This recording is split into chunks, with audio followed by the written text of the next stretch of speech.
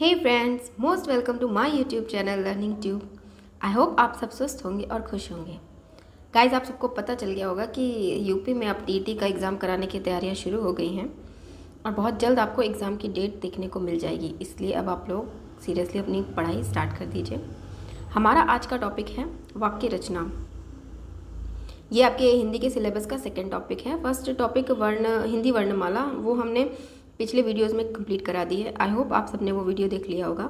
अगर नहीं देखा तो जाके देख लीजिए प्लीज़। आई प्रॉमिस कि आपको वो वीडियो पसंद ज़रूर आएगा। तो चलिए शुरू करते हैं वाक्य रचना। वाक्य रचना ये एक ऐसा टॉपिक है जो ना केवल यूपी टेट बल्कि सुपर टेट, रेलवेज, लेखपाल, इस सारी भर्तियों में ये एक सिलेबस में ये टॉपिक है और ये सबके लिए इक्वली इम्पॉर्टेंट है। तो इसको बहुत ध्यान से पढ़िएगा। इसमें पहले तो हम लोग बेसिक्स थोड़ा समझ लेते हैं वाक्य क्या होता है। वैसे हम लोगों ने पढ़ रखा है, लेकिन एक बार रिवीजन के तौर पे वाक्य क्या होता है। देखिए, सार्थक शब्दों के व्यवस्थित समूह को जिससे अपेक्षित अर्थ प्रकट हो वाक्य कहते हैं। सार्थक शब्दों के मतलब कि शब्द जो सार्थक हो, जिसका अर्थ हो, उसका एक व्यवस्थित समूह, सार्थक शब्दों का व्यवस्थित समूह, और वो जो समूह बने उसका भी एक अपेक्षित अर्थ प्रकट हो। तो समझ गए, सार्थक शब्दों का समूह जिसका एक स्वयं का एक अर्थ हो वो वाक्य कहलाता है। अब ये क्या उद्देश्य, विधेय, ये क्या होता है? ये वाक्य के अंग होते हैं। जो एक संपूर्ण वाक्य होता है वो उसके दो अंग होते हैं, एक उद्देश्य और एक विधेय। उद्देश्य क्या होता है? जिसके बारे में वाक्य बात करता है या वाक्य में जिसके बारे में बात की गई होती है वो हमारा उद्देश्य होता है, और उद्देश्य के बारे में जो बात की गई होती है वो विधेय होता है। जैसे कि एग्जाम्पल देखिए, कार्तिक लखनऊ में रहता है। इसमें हम किसके बारे में बात कर रहे हैं? इसमें हम कार्तिक के बारे में बात कर रहे हैं। और कार्तिक के बारे में क्या बात कर रहे हैं? लखनऊ में रहता है, इसलिए कार्तिक हो गया हमारा उद्देश्य, क्योंकि हम कार्तिक के बारे में बात कर रहे हैं। और लखनऊ में रहता है, ये हो गया विधेय। सेकेंड एग्जाम्पल देखिए, यश के छोटे भाई सुयश ने पुस्तक फाड़ दी। इसमें सुयश ने पुस्तक फाड़ दी, वी आर टॉकिंग हम सुयश के बारे में बात कर रहे हैं। तो सुयश, और जो कि यश का छोटा भाई है, इसलिए यश के छोटे भाई सुयश, ये पूरा हमारा उद्देश्य है। और पुस्तक फाड़ दी, ये विधेय है। ओके, इस पार्ट से आपके एग्जाम में ये क्वेश्चन आ सकता है कि वाक्य के कितने अंग होते हैं। देखिए, वाक्य के पार्ट्स, प्रकार और अंग दो अलग अलग चीज़ें। अगर अंग पूछे जाएं तो वो दो होते हैं, उद्देश्य और विधेय। प्रकार हम आगे पढ़ेंगे। उसके अलावा आपको एक सेंटेंस देके उसमें से उद्देश्य और विधेय छांटने को भी दिया जा सकता है, तो वो बहुत इजी है, आप कर लोगे। चलिए, नेक्स्ट है वाक्य के भेद। वाक्य के भेद देखिए, तीन आधार पे हम लोगों ने वाक्य के भेद डिवाइड किए। हम लोगों ने नहीं, हिंदी व्याकरण जिसने बनाई है उसने तो तीन क्या है आधार? रचना का आधार, रचना के आधार पर एक तो डिवीजन है, दूसरा अर्थ के आधार पर, तीसरा प्रयोग के आधार पर। रचना के आधार पर वाक्य के तीन भेद बताए गए हैं। एक है सरल वाक्य, संयुक्त वाक्य और मिश्रित वाक्य। अर्थ के आधार पर वाक्य के 8 भेद बताए गए। 8 भेद कौन कौन से? देखिए, हम लोगों ने वाक्य पढ़े होंगे, निषेधात्मक वाक्य, प्रश्नवाचक वाक्य, विस्मयादिबोधक वाक्य। इस तरीके के 8 प्रकार होते हैं जो उसके अर्थ के आधार पर होते हैं। वो हम लोग सिंपल सेंटेंस देख के पहचान लेंगे कि ये कौन सा वाक्य है। वो आप एक बार पढ़ लीजिएगा कहीं भी, वो समझ में आ जाएगा, उसमें कुछ इतना हार्ड नहीं है। और एक ये है प्रयोग के आधार पर। प्रयोग के आधार पर जो 3 पार्ट्स होते हैं वो कौन कौन से होते हैं? वो एक कर्तृवाच्य, कर्मवाच्य और भाववाच्य। इस वीडियो में हम रचना के आधार पर जो वाक्य का डिवीजन है उसको डिटेल में पढ़ेंगे। पहला, सरल वाक्य। तो सरल वाक्य जैसा कि उसके नाम से ही विदित है, सरल, तो ये वाक्य का साधारणतम रूप होता है। इसमें एक उद्देश्य होता है, एक विधेय होता है। एक उद्देश्य और एक विधेय, अथवा जिन वाक्यों में एक ही क्रिया होती है, एक उद्देश्य होगा, एक विधेय होगा। लेकिन अगर उद्देश्य एक से बढ़ भी जाते हैं, कुछ वाक्यों में 1-2 विधेय भी हो जाते हैं, लेकिन क्रिया हमेशा एक ही रहती है। ये की पॉइंट आपको याद रखना है कि जिनमें क्रिया एक है वो हमेशा साधारण वाक्य होगा। पहला एग्जाम्पल देखिए, चिड़िया उड़ती है। ये तो सिंपल है, ये तो सब समझ जाएंगे कि ये सरल वाक्य है। अगला देखिए, आकांक्षा की सहेली प्रिया अंग्रेजी पुस्तकें अधिक पढ़ती है। सेंटेंस लंबा है, इसी तरह के लंबे सेंटेंस को देख के हम लोग कंफ्यूज हो जाते हैं कि यार इतना लंबा सरल वाक्य नहीं होगा, ये मिश्रित और कुछ होगा। तो उसको देख के घूमना नहीं, उसको समझना। देखिए, इसमें क्रिया देखिए क्या है, इसकी क्रिया पढ़ती है, एक ही क्रिया है, और ये हमें पहले बताया जा चुका है कि एक क्रिया जब होती है तो वो सरल वाक्य होता है। इसमें ये पूरी लाइन, आकांक्षा की सहेली प्रिया, ये हमारा उद्देश्य है, और अंग्रेजी पुस्तकें पढ़ती है, ये विधेय है। एक उद्देश्य और एक विधेय, सरल वाक्य। ओके, एक एग्जाम्पल और है, ये इससे आपको थोड़ा सा ज़्यादा समझ में आएगा। धोनी व विराट क्रिकेट खेलते हैं। देखिए इसमें दो कर्ता आ गए हैं, धोनी व विराट। अब वाह को देख के कंफ्यूज होने की जरूरत नहीं कि वाह लग गया तो ये कोई मिश्रित या संयुक्त वाक्य तो नहीं। नहीं, कर्ता दो हैं लेकिन हमारी क्रिया एक ही है, क्रिकेट खेलते हैं। इस चीज़ से हम समझेंगे कि धोनी व विराट क्रिकेट खेलते हैं, ये सरल वाक्य है, क्योंकि कर्ता भले ही दो हों लेकिन हमारी क्रिया एक ही है, इसलिए ये सरल वाक्य होगा। देखिए सरल वाक्य को समझने के लिए आप एक चीज़ और याद कर सकते हैं कि समझ सकते हैं, मतलब कि सरल वाक्य को हम दो भागों में बांट नहीं सकते हैं। कोई भी योजक ढूंढ के हम दो भागों में बांट नहीं सकते हैं, दो सार्थक वाक्यों में बांट नहीं सकते हैं। वैसे तो चाहे डिवाइड कर दो, पर दो सार्थक वाक्य नहीं, कभी नहीं बनेंगे उससे। जबकि संयुक्त और मिश्रित वाक्य में जो योजक होते हैं, योजक को अगर हम हटा दें तो दो अलग अलग वाक्य बन जाते हैं।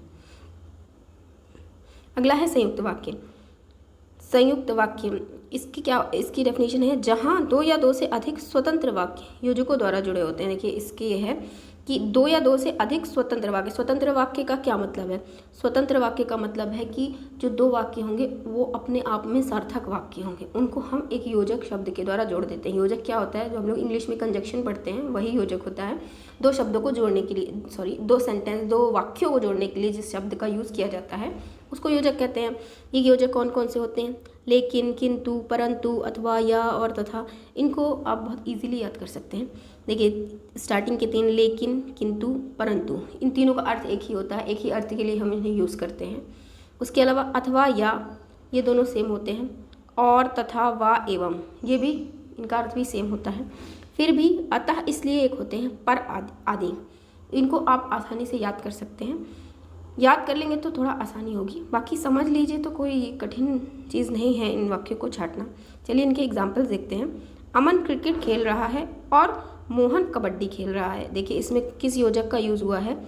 इसमें हुआ है और का यूज़, और एक योजक है जो कि संयुक्त वाक्य का योजक है। और देखिए एक चीज़ और, दो सेंटेंस जुड़े हैं जो अपने आप में एक स्वतंत्र वाक्य हैं।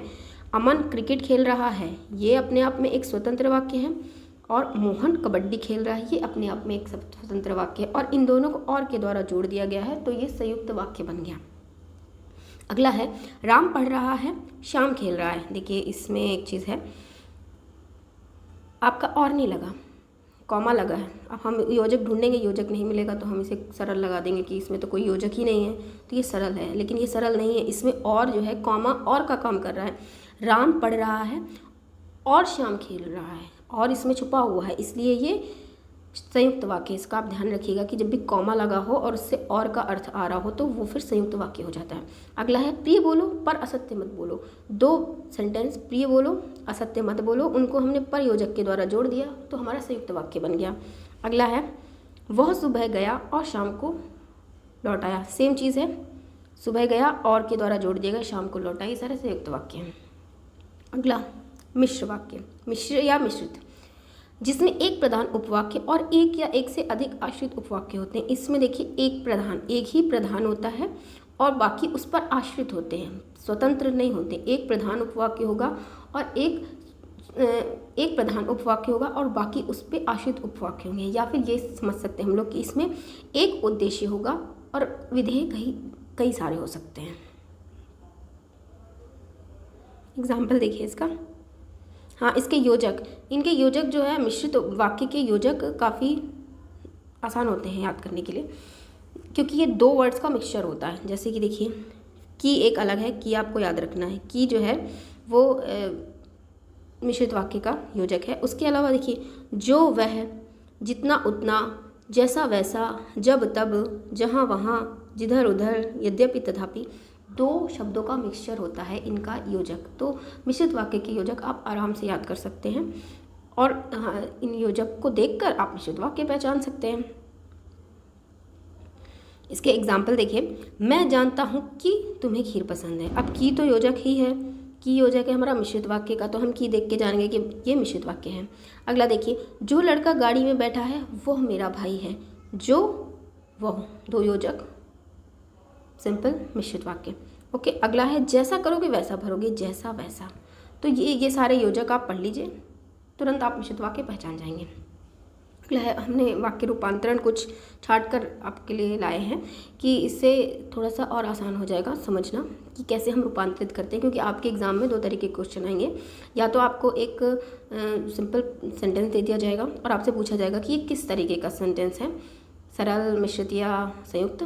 उसके अलावा एक वाक्य दे दिया जाएगा और ये भी बोल दिया जाएगा कि इसका संयुक्त वाक्य लिखिए। तो उसके लिए आपको रूपांतरण थोड़ा समझना चाहिए। पहला देखिए, तुम खाना खाकर सो जाना। ये सरल वाक्य है, कोई योजक नहीं है, एक सिंपल वाक्य है और आप कोशिश भी कर लीजिए कि इसको 2 भागों में तोड़ने की, आप 2 सार्थक वाक्यों में इसको नहीं तोड़ पाएंगे। ये सरल हो गया। इसको संयुक्त बनाने के लिए हमने तुम खाना खाना और सो जाना और योजक लगा के 2 अलग अलग सेंटेंस बना दिए। मिश्रित बनाने के लिए यदि तुम खाना खाना तो सो जाना। अब ये इन्हीं योजकों के यूज से हम बनाएंगे, आराम से बना लेंगे। यदि तुम खाना खाना तो सो जाना, या फिर हम इसको ऐसे भी बना सकते हैं, जब तुम खाना खाना तब सो जाना। इस तरीके से भी बन जाएगा, तो वो आपके ऊपर है, आप जैसे भी बनाएं। अगला है, सूरज के निकलते ही फूल खिल उठे। सरल वाक्य है, बड़ा वाक्य है, लेकिन एक सिंपल वाक्य जिसको हम 2 भागों में बांट नहीं सकते, इसलिए ये सरल वाक्य है। सूरज निकला और फूल खिल उठे और योजक के द्वारा 2 सेंटेंस जुड़ गए, संयुक्त वाक्य हो गया। जब सूरज निकला तब फूल खिल उठे, जब और तब मिश्रित वाक्य। एक और है, मोहन हंसकर बोलता है। देखिए, मोहन हंसकर बोलता है, ये सिंपल वाक्य है। इसको हमने बनाया, वह मोहन है जो हंसकर बोलता है। वह मोहन है जो हंसकर बोलता है, वह और जो लगा है इसमें, तो ये मिश्रित वाक्य हो गया। मोहन हंसता है और बोलता है, ये संयुक्त वाक्य हो गया। अब यहाँ पे एक तरीका दिया है आपको कि आपको जब सरल से संयुक्त में बदलना हो तो आपको क्या करना चाहिए। उन्हें इस तरीके से 2 भागों में बांटें कि दो क्रियाएं बन जाएं और इन दोनों वाक्यों को और या अथवा ये जितने भी योजक हैं इनके द्वारा जोड़ दिया जाए। तो इसमें मतलब ये है कि आपको इस तरीके से बांटना है कि 2 क्रियाएं बन जाए। सरल वाक्य दिया होगा, उसमें एक क्रिया होगी, हमने पढ़ा है, तो हमें उसको इस तरीके से तोड़ना है कि उसकी 2 क्रियाएं बन जाएं और फिर उन दोनों को एक योजक के द्वारा जोड़ दें। जैसे कि देखिए एग्जाम्पल देखिए, टॉफ़ी मिलते ही बच्चा खुश हो गया। एक क्रिया है खुश हो गया, लेकिन इसको हमने बांटा, बच्चे को टॉफ़ी मिली इसलिए वह खुश हो गया। 2 क्रिया बनी गई, टॉफ़ी मिली, खुश हो गया, और इसको इसलिए से जोड़ दिया। ओके, अगला देखिए, स्कूल जाकर भी उसने फीस नहीं जमा कराई। स्कूल जाकर भी उसने फीस नहीं जमा कराई, सरल वाक्य है। इसको भी हम 2 भागों में तोड़ेंगे, 2 क्रियाएं बनाएंगे। मतलब वह स्कूल गया, एक ये हो गया, परंतु उसने फीस नहीं जमा कराई। अब देखिए, ये आपके दिमाग पर डिपेंड करेगा कि आप किस तरीके का योजक लगाते हैं। देखिए, इसको अब इस तरीके से तो हम नहीं बना सकते ना कि वह स्कूल गया इसलिए उसने फ़ीस नहीं जमा कराई, क्योंकि वो यहाँ पर फिट नहीं बैठेगा। वह स्कूल गया परंतु उसने फ़ीस जमा नहीं कराई। इस तरीके से हम इसको संयुक्त में बना देंगे, बदल देंगे सरल वाक्य को। अगला देखिए, अब है अगर हमें सरल से मिश्रित बनाना है, उसका तरीका दिया है इन्होंने।